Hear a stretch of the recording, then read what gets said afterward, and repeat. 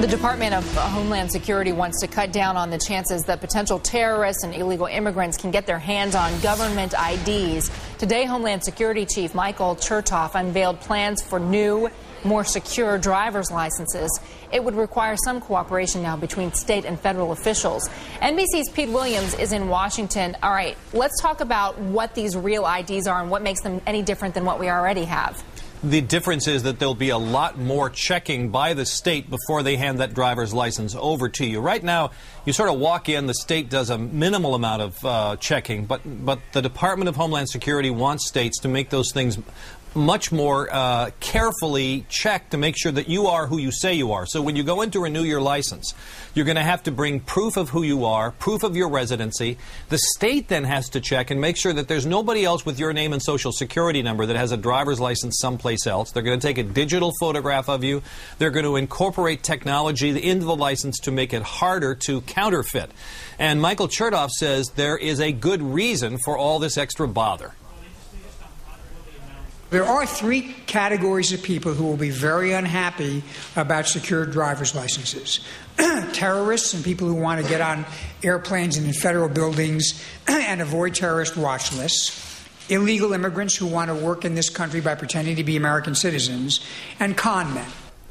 Now, the states, when this was originally proposed, said this is going to be terribly expensive because they're going to have to, if you walk in with your passport or your birth certificate, they're going to have to verify that that's accurate. It's going to take a while. It's going to do some checking. They have to save images of these documents, for example. And they said it would cost something like $14 to $16 billion. Well, now the department has vastly scaled this back and hoping to get the states more on board with this.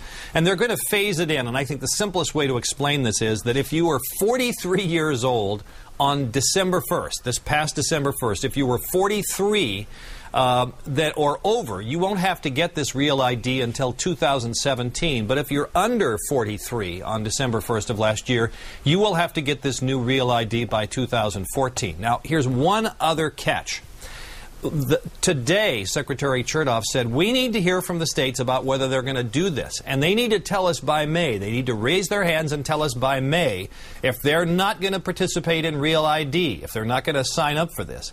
If they're not, then starting in May of this year, you will not be able to use a driver's license from that state to board an airplane. Let me just say that one more time.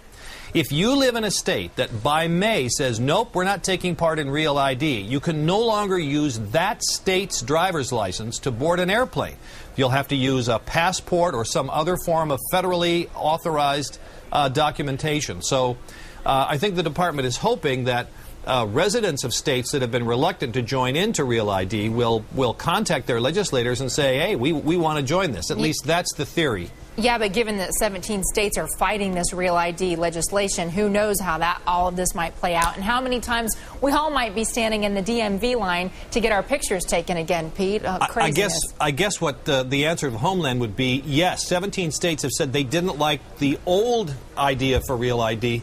Now the question is, will this vastly cheaper, they say this is going to cut like 75% of the cost, will the states now join in? That's the question. All right, so we'll wait and see what this means for us really in terms of taking action in our own lives. Pete Williams, thank you, sir. My pleasure.